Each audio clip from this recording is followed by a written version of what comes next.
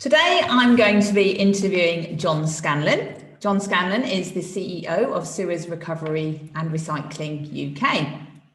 John has been with us previously talking about driving one of the company's three core aims, which is having an empowered and engaged workforce. And previously, we've spoken about how he's gone about getting good response rates for the employee engagement surveys. What were the findings of the employee engagement surveys and how you went about resolving those findings? And today, John is going to be sharing with us his learnings on the way. So welcome back, John. Louisa, nice to see you again. Great to have you back. So John, please share with us what you've been doing these surveys now for 8 years, I think you said before. Please do share with us what have been your learnings on the way? Well, I think there's been a lot in there. I think if I go back to the very first surveys and some of the surprises that we had, areas that we thought we would do really well in, and actually we didn't. And some other areas, consequently we thought, well, we'll probably be a little bit lower here than we want to be, but actually we scored really highly. So I think, one of the learnings for me is don't presume that you know the answers. And I think be really open in terms of the information you get and how you feed that back.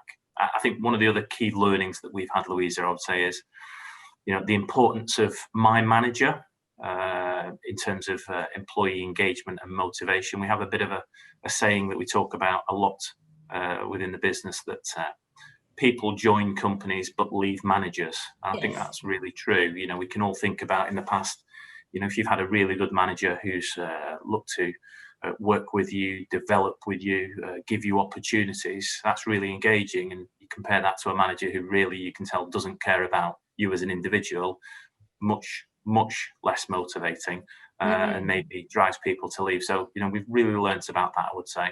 A key element within their survey is probably about 25 of the questions are around my manager. How does it feel to work for my boss?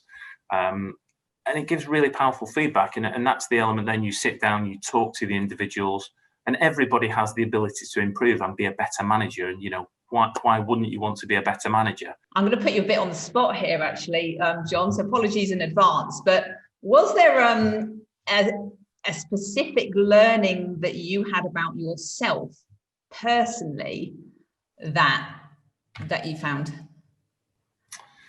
It's a good question, and if you look at the My Manager section in the survey, it breaks it down into kind of 8 different criteria. And I think that one of the things for me, I would say, is that a bit of the feedback was sometimes, John, you don't understand or appreciate time pressures that you put people under, which was fair. So that's something that I can kind of consider and think about. And I think that kind of linked to this also was, we've also done quite a lot of work in terms of insight color profiling and how different people have different attributes. And if I go back a bit further in time, that was probably a learning for me as well about, it's really important that you don't have everybody that looks just like you, that has the same kind of color preferences. So you have to have a really good mix in a team of, people who are going to drive things, people who are going to consider, people who think about the wider environment to get the best outcome. So yeah, absolutely. Me, like everybody else in the organization, we've had some quite tough moments where the team has kind of fed back information and said, yeah, actually, you're maybe not as good as you should be in this area, and we'd like you to improve. So everybody has to improve. That's one of the great things about the survey. I love the fact that you knew the answer to that question, because that just demonstrates how seriously that you've taken this as CEO of the business and as a whole company. I think that's absolutely brilliant. What would be the 3 or 4, main tips that you could give somebody to get this off the ground well, the first time? So I think one of the key things that we saw the first time we were doing the survey was the nervousness from people about, is this going to be anonymous? Can I really say what I feel, or is this going to come back and bite me? So you have to find a way to give the employees the confidence that it will be anonymous. Now, the way that we did that was we engaged a third-party company to run it on our behalf. I'm not saying that's what you have to do, but that's how we did it. And I think that was super important.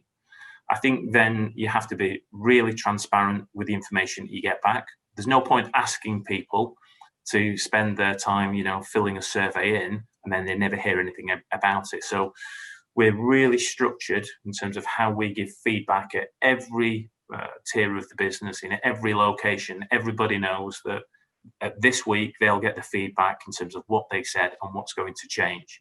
And I think change is the important point as well. The employees have to see that if they're saying, look, there's an issue here, you have to be doing something about it. So that's how you start to snowball and get more and more people engaged and responding with the survey, is because they feel that they absolutely then have a voice. We've said that there's an issue and the company have recognized it and addressed it. So that's really powerful and really engaging in itself. And that's probably why in the last survey we had an 84% response rate. Yeah, fantastic. John, you've been an absolute pleasure to interview. Thank you so much for sharing your findings, your expertise, your wisdom and your tips. I think it's going to be of great value to all of our audience. So thank you very much. No problem at all. Nice to see you. Thanks, Louisa.